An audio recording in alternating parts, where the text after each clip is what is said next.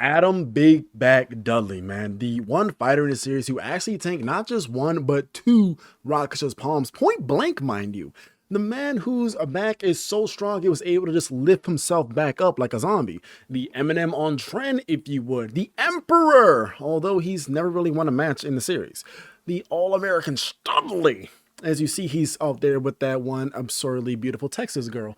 And the man who is unfortunately destined for failure just through the nature of his own design. Adam is one of those characters that is very, very vulgar, very, very loud, it's obnoxious.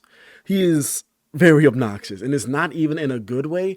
He's obnoxious in a way that's just how he is. See, Adam's personality isn't even complex. It's kind of similar to Ryan's in a sense, where Ryan has this very abrasive and like dominating nature over another person. Adam has that same like knack in him. It's just that he has an actual sense of conscience in him, and that he wouldn't actually fight to kill somebody. In fact, Adam fights more so to protect people. If you look at it the way that it's always been written for him. You see, Adam, when he was before fighting and everything, he was in the NHL and he played, or rather it was an unofficial role called the Enforcer. Now, this is very important to get with Adam's entire story and everything, that an enforcer in hockey is essentially the guy who is designated to fight people on the ice. From the research I've gathered, of course, I've never played hockey myself. This is just the research I've gathered. But the enforcer is the one that they have fighting people, literally min-maxing who is allowed to fight, so that if anything were to happen to like the star player onto the field, then you send the enforcer in order to rough up the other team or rough up the person who roughed up your star player. That way your star player doesn't get that much injured and they can still go out and try to win the game. And you have one person who may get hit into the penalty box, but you can arguably take out their star player by sending out the enforcer and beating their ass. That was Adam's job. Adam's job was literally to beat people up, to protect his own teammates. And if you look at Adam in the entire span of King and Asher, we're going to talk about it in a second, but Adam, more or less, his actions outside of just the match between him and Cosmo has always been to protect Cosmo. And so, what is good, y'all, seeing here? And today we're going to talk about Adam. I'm going to change up his epithet, okay? I don't really like the Emperor. In fact, I'm going to change it up. Adam the Enforcer Dudley. I think that epithet fits him a lot more, and you'll agree with me after this video. So when they were designing Adam, they essentially just wanted someone who is an American fighter. And so instead of basing Adam after someone who was American, they based him off of this little personification of the image of what would be a Southern white person based off of a lot of biases and misunderstandings, which I think is really hilarious given, you know, Adam's whole thing. He's being from Texas. He likes guns. He has a shit ton of tattoos. His father was a bull rider. There's a lot of things that are going on with him. In fact, the jokes that go on between him and Punk Abbott, the fact that Adam was a white Southerner and he's beating the shit out of this black guy, Punk Abbott. And bro, it kind of makes it even more funnier, but also a little bit more messed up in a sense. But that's something that's completely different than what we're talking about here today. So let's go right on back over to Adam's entire character design, of course, circling back with his tattoos. Now, Adam's tattoos were a nightmare for Darrow and his team to draw. In fact, they were really hoping for Adam to lose immediately because how intricate Adam's tattoos are. I mean, they look really fucking badass. I ain't even gonna lie to you, bro. But they are so detailed, and if Sandro were to make it so that people with very detailed designs were the ones to win, or rather the ones to keep going in the series, it would be a nightmare for the artist to keep having to draw it all perfectly. I'd imagine it's having to start skipping steps if that were the case. Thankfully enough, Adam didn't, get that far in the tournament, but the scenes he did make, his tattoos did stand out, although they did, cover up his arms with jackets and everything later on. I feel like that was a way for them to make it easier to draw Adam into the series without having to draw in so many different tattoo markings onto his shoulder. Now, as far as his dialect, of course, I got to go so far in depth with this man because he is American, I'm an American, but when it comes to Adam's dialect, his slang, and how the way that he talks and everything like that, Sandro actually came up with that all on his own. He had Darrow translate some of the parts for him, and a little bit of a funny thing about it is that Sandro didn't know the English translation of enough foreplay, which is what Adam says before beating the shit out of Cosmo. I just find that really funny that Sandro didn't know what it meant until he saw the manuscript for their fight. Outside the whole fighting aspect, his breakdown when it comes to his appearance, he's 6'3", 235 pounds, which honestly doesn't seem like that much of a unit. But of course, I'm thinking about this after I'm like doing the research over for Waka, and I was looking at Waka's data and I'm looking at Adam's data because they kind of look similar in this series, build wise, and just the fact that Waka is fucking 2 times the weight of Adam is hilarious. When it comes to Adam's favorite hobbies and everything like that, like I mentioned before, his favorite hobby is gun collecting. That's that Texas kicking in. And his favorite food is going to be beef. That's the all-American kicking in. In fact, he believes that burgers should have the ketchup and French fries should have ketchup as well. But if you ever put mayonnaise on French fries, then you're a absolute bitch, which personally I think so as well, because why are you putting mayonnaise on French fries? That is probably the weirdest. Oh, just so disgusting thinking about it. Like, you're literally putting mayonnaise on a potato.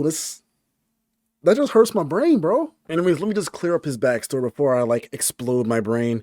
So after learning the basics of bull riding from his father, Adam decided to become an ice hockey player where he played professionally for the Texas Snowmans.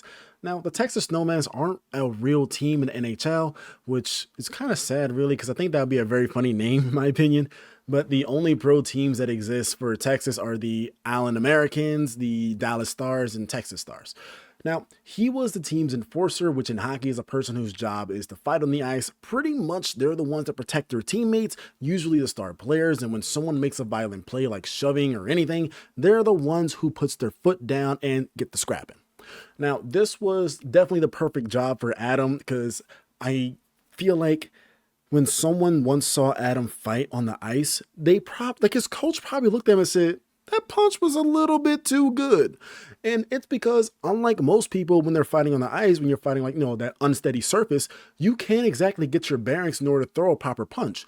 However, Adam can. Adam has an insanely strong trunk, so he's able to keep himself stable on the ice and throw a punch effectively while on an unsteady surface. So the important part to keep with Adam and his NHL history, though, is his trunk strength and the fact that he's an enforcer, because that actually ties a lot more with his personality. So what's important is that if a person does get out of line, Adam will go into this vicious side of him, all within reason, of course. You see, during Adam's match with Ryuki, Koreshi even noted that Adam would never attack someone while they're groggily down, and that's because it's linked to how fights actually go in hockey. So a hockey fight ends when a person hits the ground. So as soon as they're on the ice and you don't get back up, you just let that happen, because you don't want to hit someone on the ground while they're on the ice, unless you got that adrenaline rush kicking in. Then by all means, it's between you and God at that point. But instead, Adam will wait for him to get back up before actually fighting again. He waits for Ryuki to get back up no matter what before he starts wailing on him. This is his creed. It's very, very manly, very, very honorable, but it doesn't work in this story because, well, Adam, you're against people who are assassins. It did not really help him in his match against Ryuki because Ryuki at that point was out to kill. And that's the only reason that Ryuki won. Well, besides, the story pushing for Ryuki to win, but that's completely different, okay? So how did Adam actually get into the tournament? You see, I'm just saying that he's just a hockey player. He was really good at fighting on the ice. How does that actually translate to him fighting, or rather getting into the Annihilation tournament? Well, there was a street fight that actually took place between Adam and Punk Abbott. Now, Punk Abbott was an American fighter who actually has some King and Experience matches. He was, I believe, 3-0. He's actually rather undefeated in the King and Association. And so, Ronald McDonald actually... I can't say that with a straight sentence. I can't say that with a straight sentence. I can't say that with a straight face. So... Ronald McDonald saw their brawl. Now Adam absolutely bodied Punk Abbott. And so I can't. And so Ronald McDonald saw them fighting. And although Punk Abbott was, putting the mittens on Adam at first, Adam essentially hit him so hard, it looked like Punk Abbott got hit by a truck. And so by seeing that, of course, Ronald McDonald said, you know what? I need to change up my fighter. Let's get that kid out here real quick. And upon adding Adam to the roster, we also get a slight panel that I think is probably one of the best panels in all of King and Ashura. That is, of course, Adam's introductory panel, rather just him holding up the middle finger, and then you got the Texas girl on the side of him, which is the only time she exists, and people liked her so much that she shows up later on in the series, and she also gets her own panel in Danbaru. Or rather, not even her own panel, her own chapter in Danbaru. In fact, she shows up in very early in the series, chapter 35 in Danbaru, where the girls go on a show in LA, and on their way they take a stop over in Texas, where they encounter Adam and two of the Texas girls.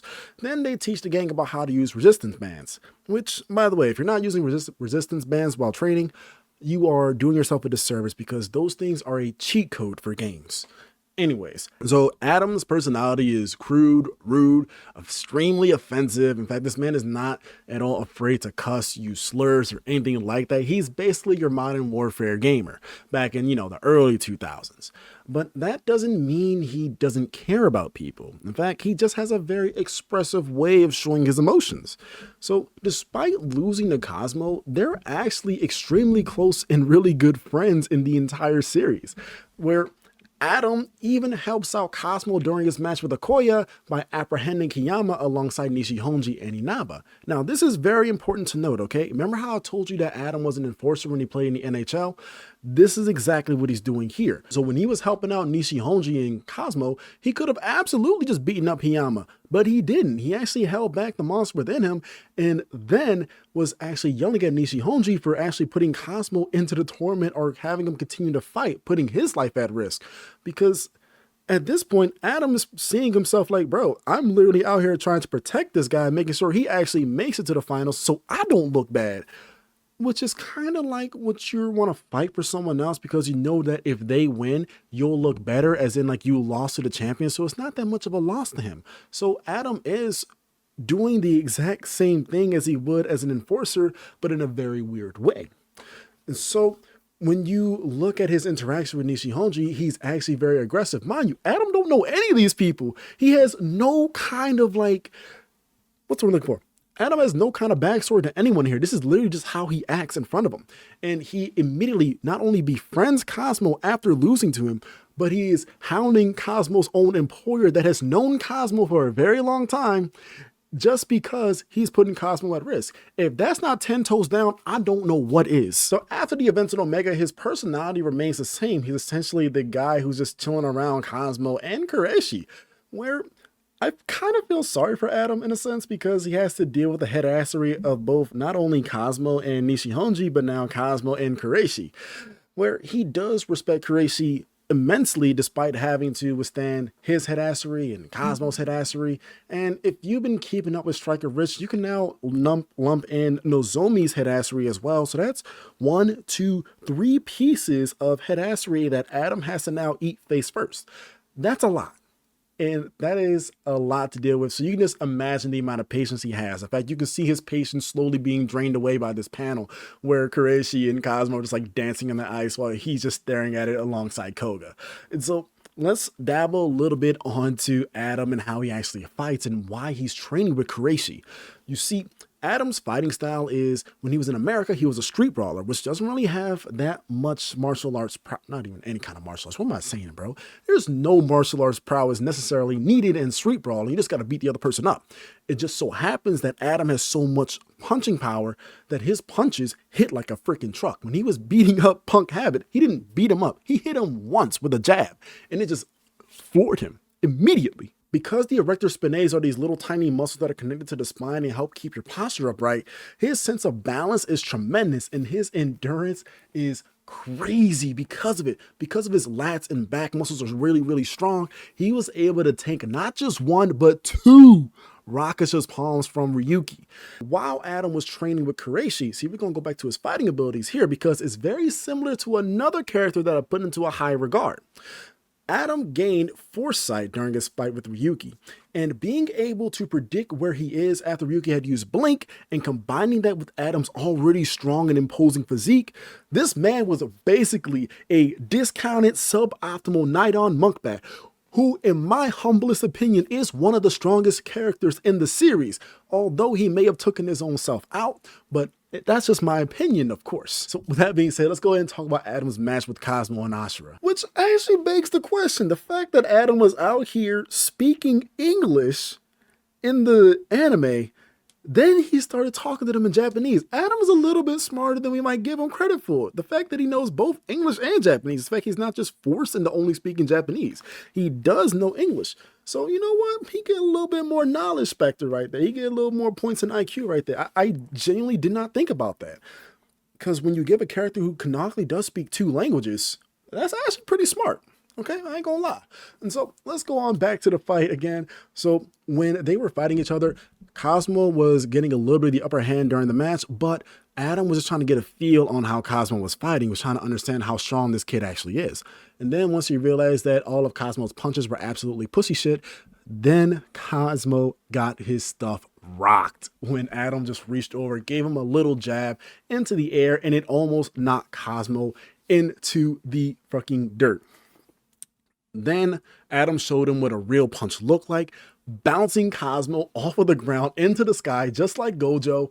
And I go through this a lot more in depth in my Cosmo video. You guys can check it out there. But what's important to note is that he gained a lot of respect for Cosmo. So much so that during Cosmo's match with Okoye, like I already mentioned, he had that interaction with Nishihonji and Hiyama, and that's when Okoye started going balls to the walls crazy. But what's important to take away is that Adam did not need to show up with Nishihonji in order to help out Cosmo. He did not need to do that. That was of his own volition to do it. And Nishihonji paid Inaba and the other people of the Inaba clan to help him out. He did not pay Adam. Adam was doing that all on his own. And so after Cosmo's match with Okoye, Cosmo, of course, being absolutely bruised and beaten up, he couldn't really move for the next few days.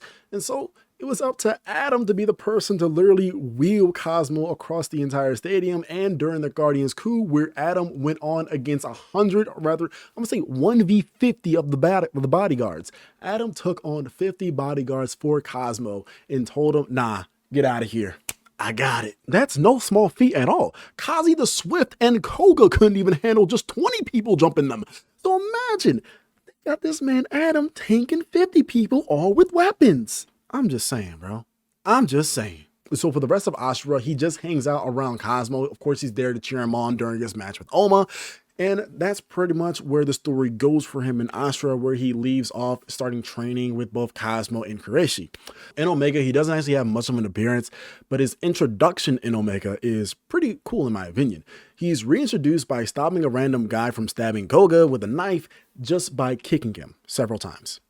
And he didn't even really acknowledge the person. I mean, to be fair, Koga didn't even acknowledge the person as a fighter himself, but Adam didn't even acknowledge him as a human. He just kicked him and said, who the fuck are you? Piss off.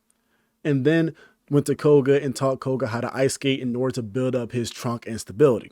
Then he has that very tough love interaction with Koga where although Koga was picking up on how to ice skate rather quickly, he was nowhere near close to Adam and his stability, where Koga even tried to throw a punch at Adam, but Adam just stood there, literally looking at him, unmovable, unshakable. Now, the first time I managed to see his strength start to come into fruition is during his match with Himuro.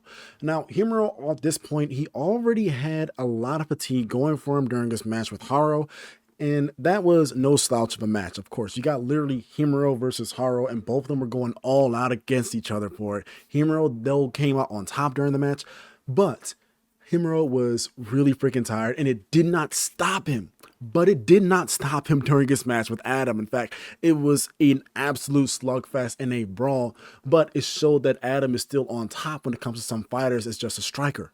And so Adam's insane durability actually helped him get the win out over Himuro during this one, where they shook hands, and then Himuro told him, you know, man, now you got to win this championship. On his way to the championship of the Berserker Bowl, which, pause by the way, Adam's fit in this bowl, bro.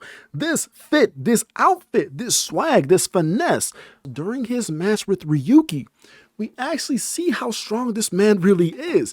Ryuki is trying to do everything in his power to actually try to take out Adam without trying to kill him, and nothing is going to work. He tried throwing him, he tried hitting with the blows, he even tried a couple of the Rocket's palm. He tried using all the Goe style techniques, and none of it would actually work on Adam because Ryuki was holding back from trying to kill him. So when he got hit with that double Rocket's palm, it still wasn't enough to actually knock him out. It wasn't until Ryuki went for that strike and then nipped Adam into the neck, nearly taking him out completely. Now, Adam does survive this seemingly fatal blow, thankfully enough, but it doesn't take away from the fact that Ryuki did try to kill his opponent. Now, this is the last time we actually get to see Adam fight, but I don't think it's going to be the last time we're going to see him in the entire series. I still believe he's going to show up later on when there's like a big brawl going on between like the fighters and the worm or anything like that. And I still see him potentially taking on 50 people just like he did against the Guardians. I just want to see Adam literally brawl a shit ton of people all at once. Is that so much to ask for, Sanjo? Can I get like one? I don't gotta be a whole chapter. I'll take like, 3 pages of Adam literally bodying people left and right. 50 people just mowing them down. That's what I want to see. That's what I want out of Adam. And that's going to do it for Adam the entirety of King and Ashura. From start to finish, he was more so just a man who stuck by his creed. He was a man that stuck by his way of fighting, where he does fight fair matches, although he is a very vulgar and insulting person. It's just the way that he is. It's not really bad per se. It's just once you understand how the way that he talks and the way that he acts and that his heart is actually in the right place, Adam is a genuinely good guy. And so let me know what you guys think down below in the comments. I'd love to see how you guys feel about Adam Big Back Dudley. And with that being said, thank you guys so much for watching. Don't forget to like, comment down below, and let me know who you guys want to see next. All right. Y'all take care. I'll see y'all for the next one.